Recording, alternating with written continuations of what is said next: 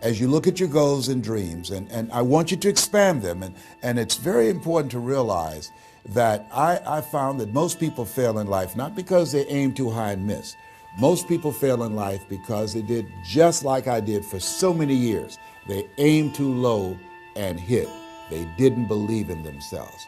So I want you right now, as we begin to think about the lessons and all the things that you've experienced and all of the comments and stories and strategies and lessons that you've had, I think it's time to revisit and look at your goals and dreams, and let's raise the bar. I remember as a kid, we would be in the backyard and we would play jump, and somebody would get on one side of the stick, my sister and then my brother, we would run and we'd jump over it. And then they say, raise it up a little bit higher. We have to back up and we run and we'd jump over it again. And then we say, raise it up a little higher. And the higher it got, we had to begin to change our approach and how we were going to get over the bar. And that's the same thing in life. And so right now, I want you to think about your goals and dreams as you begin to raise them a little higher. And I want you to say with me, it's possible. It's possible. You know, the easiest thing that I do is speak and train people how to speak. Go into prisons and juvenile detention centers, into high schools and colleges, speak before thousands of people. I can do that in my sleep. Let me share with you the most difficult thing I've ever done in my life. And it took me years to do. And that was to believe that it was possible. To believe that I can do it. Given my circumstances, born in an abandoned building on a floor, being adopted, being labeled educable mentally retarded, failing twice in school, no college training, never worked for a major corporation. To believe that I had something of value to say, that somebody would want to listen to me, to believe that somebody would pay me to talk to them. Have you ever thought about something you wanted to do and you talk yourself out of it? I remember going to see Zig Ziglar, who I consider the #1 motivational speaker on the planet, and Dr. Norman Vincent Peale when he was alive, and Robert Schuller. I used to see them and I would be so pumped up and inspired after hearing Jim Rohn, who recently passed, one of the great motivational speakers of all time, and Charlie Tremendous Jones. And I would go to my car pumped up, saying, yes, yes, yes, I can. And then after a while, my mental conditioning would kick in. I would say, Les Brown, you can't do that. You don't have a college education. Les Brown, you can't do that. You don't even know who your parents are. Les Brown, you can't do that. You failed twice in school. Come on. Ever thought about something you wanted to do and you talk yourself out of it? There's a proverb that says, if there's no enemy within, the enemy outside can do us no harm. That's why it's important that you make it a point every day to review these lessons, to get them deep, not only in the conscious mind, but the subconscious mind, and get them in your spirit. Well, how often should I do it? Do it until you are producing the results. That's how often you should do it. And you never stop, because once you stop, that's when those negative thoughts will come back. Once you stop, that's when you will begin to doubt yourself. Once you stop, I'm telling you what I know. Yes. Every day, it's a selling job on you. It's possible. I can do this. I can make this happen. No matter how bad it is or how bad it gets, I'm going to make it. It's possible. Yes, your dream is possible. Say that to yourself every day. Feed your mind with words that you write and words that you hear and words that you speak to yourself. Feed your faith, and your doubts will starve to death. Say to yourself, it's possible. It's possible. It's possible. Even when you have no evidence to point to, say to yourself, it's possible. There's nothing as powerful as a made-up mind. It's a struggle sometimes to do that, especially when you have people around you telling you that it's not possible, that you can't do it. And they're constantly pointing out your failures of the past, constantly reminding you of all of the things that you don't have going for you. I'm reminded of the story of the two little boys that were playing on some ice during the winter. And as they got further out on this ice, one fell through the thin ice And so the little fellow that was still on top of the ice, he was trying to save his little buddy.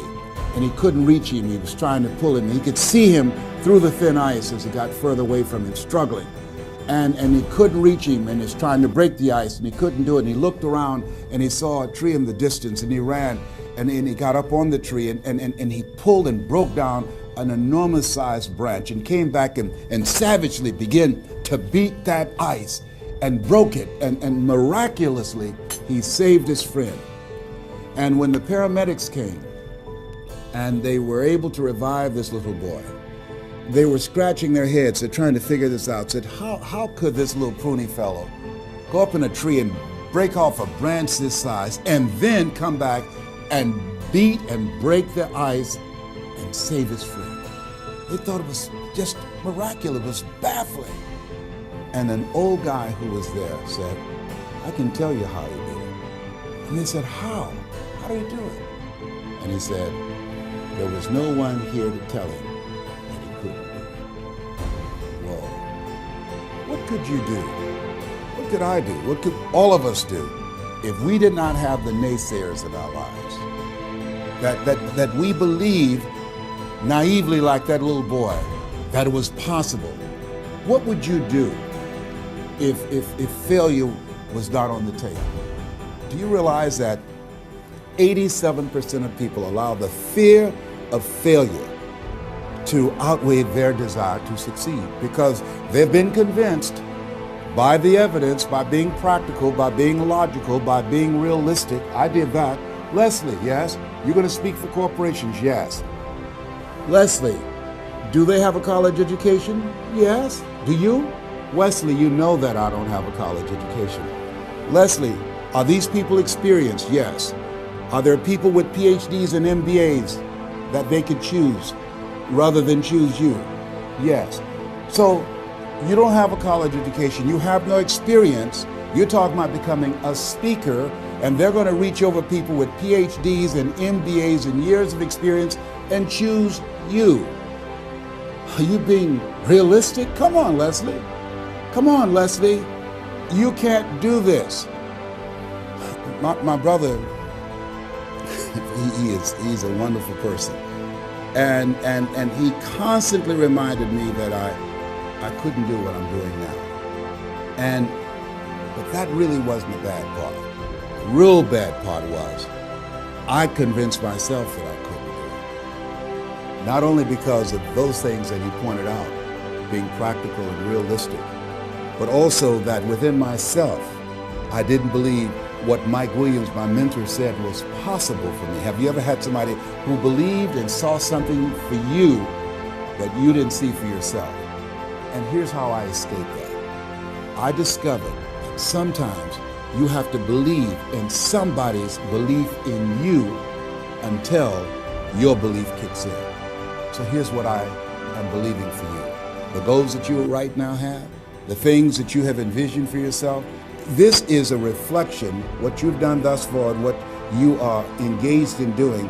It's what's possible for you right now. But there's even more. You don't even know what's in the future. Eye has not seen, ear has not heard. If you believe in yourself, if you constantly remind yourself after every defeat, after every setback, every time you get knocked down, I've got a saying, if life knocks you down, try and land on your back, because if you can look up, you can get up. See, a lot of people, because of failure, they stop believing. Let me share something with you. You will fail your way to success. Yes. 8 out of 10 millionaires have been financially bankrupt. You will fail your way to success. It doesn't matter how many times you fail. It doesn't matter how many times people tell you that you can't do it. It doesn't matter if you don't have a dime in the bank. You will fail your way to success. What's very important is you're believing in yourself. You're constantly saying, somehow, some way, I'm going to make it. I remember a lady out of Detroit, Michigan. They called her Martha Jean the Queen. And she had a motivational message she gave all the time on the radio. And the question she would ask was, do you really want to win? Do you really want to win? And she said, if you really want to win in life, you've got to believe in yourself when no one else does. You've got to believe in yourself. See, it's easy to believe in yourself and to have faith if you have a good bill of health, if your relationship is working out fine, if you have money in the bank, if you have a secure job, if your mortgage note is paid current, if the children are acting like they have good sense. It's easy. If you go to a doctor, they say, oh, you're doing real good, I'll see you next year. It's easy to have faith then. Let me tell you when it's really tough to have faith. When you lose your job, when you lose your retirement, when you go to the doctor and they look at you and say, you have cancer. Cancer is the most feared word in 7 different languages. That's when it's tough to have faith then. And that's when you need to call on your faith then. They said faith is the oil that takes the friction out of living. That's when you need to believe in yourself then and judge not according to appearances and say to yourself, it's possible. It's possible. I can make it. It's possible. I'm going to get through this. It's possible. I'm not going to allow this to get the best of me. Yeah. I don't know what you're up against. I don't know what you are facing, but here's what I do know. You've got something special. You've got greatness in you. And I know it's possible that you can live your dream.